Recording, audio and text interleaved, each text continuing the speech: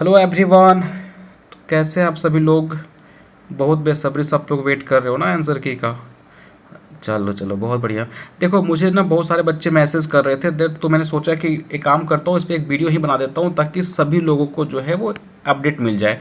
देखो मैसेज क्या आता है ना, आपको बताऊं, लिटरली बताऊं क्या क्या मैसेज आ रही है कि सर मैंने ना एफओ एग्ज़ाम छोड़ दिया इस पोस्ट के लिए। मैंने ना अच्छे अच्छे सीजीएल, ऐसे किसी ने तो एसएससी सीजीएल का फॉर्म भरा हुआ था वो छोड़ दिया। मैंने लॉट्स ऑफ एग्ज़ाम की फॉर्म भरी थी, मैंने छोड़ दिया।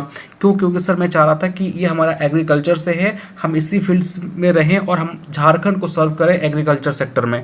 तो ये अच्छी थॉट भी है आपकी, क्योंकि झारखंड में शायद इसके बाद एग्रीकल्चर की वैकेंसी आपको देखने को मिले और बहुत ही अच्छी वैकेंसी थी आपके एग्रीकल्चर में, है ना। तो कहीं ना कहीं आप लोगों ने एफर्ट्स करे, आप लोगों ने अपने आंसर की भी देख लिया होगा और आपको एक अंदाज़ा मिल गया होगा कि भैया हमारा एग्ज़ाम होने वाला है या नहीं होने वाला है। नहीं होने वाला है तो आप मूव कीजिए दूसरे एग्ज़ाम की तरफ। इतना ज़्यादा 10 गो वीडियोज़ देखने से कुछ होने वाला नहीं है। और अगर आपको लग रहा है कि सब बॉर्डर लाइन पे हैं तो पॉसिबिलिटी है हो जाएगा, पॉसिबिलिटी है नहीं होगा, है ना। तो भी आप थोड़ा सा उम्मीद रखें। और अगर जिसका मैं आपको लास्ट क्लास में बताया था कि कट ऑफ क्या जाने वाली है, मैंने एक एस्टिमेट कट ऑफ बताए थे और अगर उस रेंज में आप आ रहे हो तो 100% आप सेफ मान के चलो, 100% आपका हो जाएगा, है ना। देखो 2-3 बातें मैं बता रहा हूँ आपको कंफर्म, है ना, जो कि मुझे पता चली हैं। और कहीं ना कहीं आपको ये सोर्सेस जो है वो, अब मैं आपको ऐसे ही हवा में बात नहीं करता, मैं आपको कुछ ऐसे ही एविडेंस के साथ मैं बात करता हूँ। तो देखो सिंपल सी बातें हैं।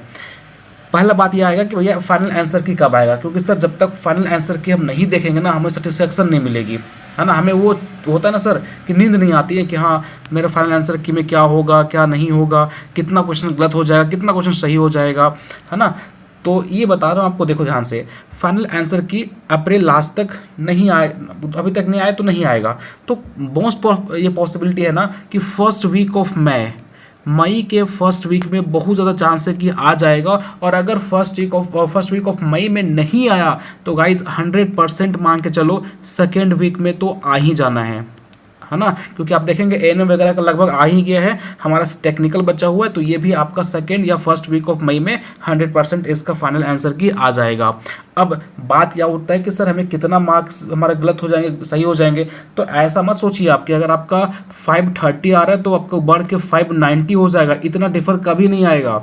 आप अगर पास्ट में आपके एग्जाम दिए हुए हैं अलग अलग एग्जाम, तो आपको पता होगा कि ज़्यादा का डिफर नहीं होता है, 4 या 5 क्वेश्चन का जो है वो डिफरेंस आपको देखने को मिलेगा। हो सकता है, इसलिए मैंने बताई थी ना लास्ट क्लास में आपको, क्या हो सकता है +-5 कर लीजिए आप, आपका जो भी बेस स्कोर आ रहा है उसमें +5 कर लीजिए, प्लस आपका -5 कर लीजिए। तो मतलब ऐसा है कि मतलब कहीं आप देखेंगे तो ज़्यादा डिफर नहीं आता है, सडन कुछ ऐसे चेंजेस आपको देखने को मिलेंगे। तो मतलब कि आपका जो स्कोर आ रहा है ना आप उसी के आसपास ही रहोगे, ऐसा नहीं कि बहुत ऊपर जंप कर जाओगे, ऐसा नहीं कि बहुत नीचे जंप कर जाओगे, ऐसा नहीं होता है। कुछ ही नंबर जो है आपको ऊपर नीचे देखने को मिलेंगे, ठीक है।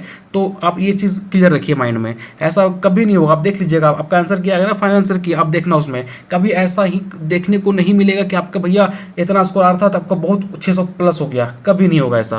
अगर आपका 600 प्लस है तो आपका 580 530 हो गया, कभी नहीं होगा।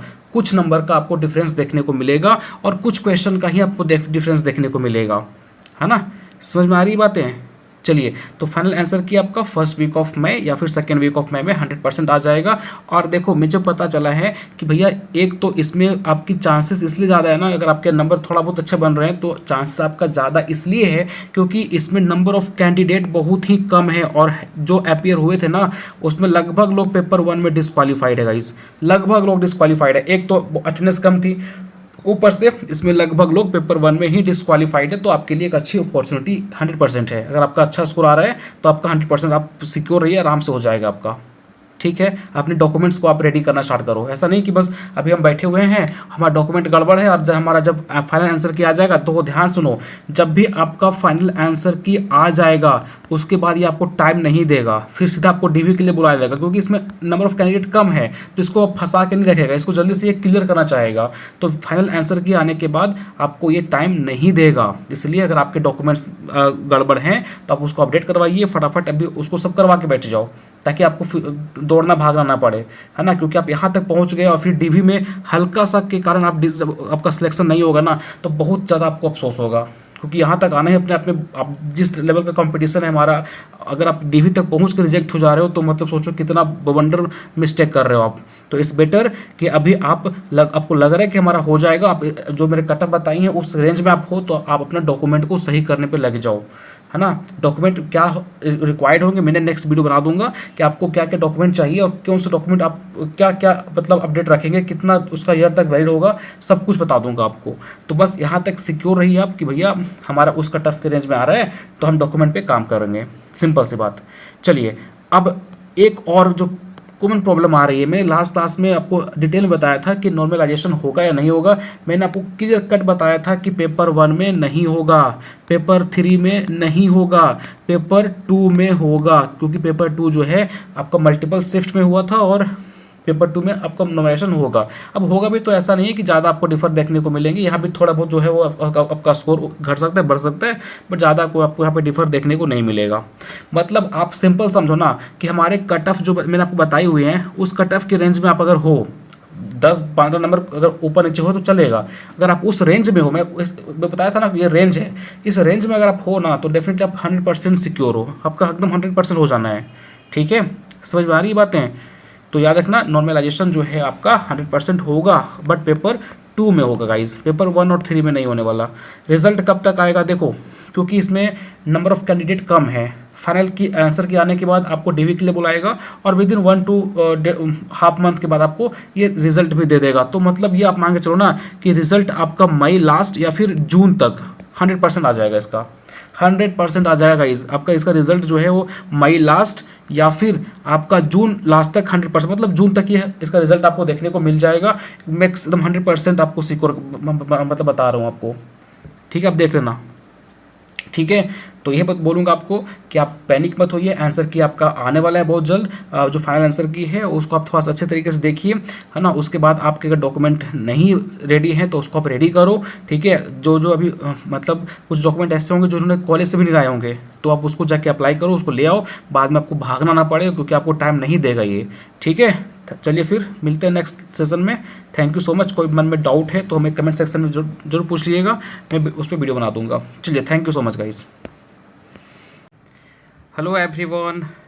तो चलिए हम लोग आज के सेशन में कुछ इंपॉर्टेंट बातें डिस्कस करते हैं जो कि आपका जेएसएससी सीजीएल टैक्टिकल से रिलेटेड है।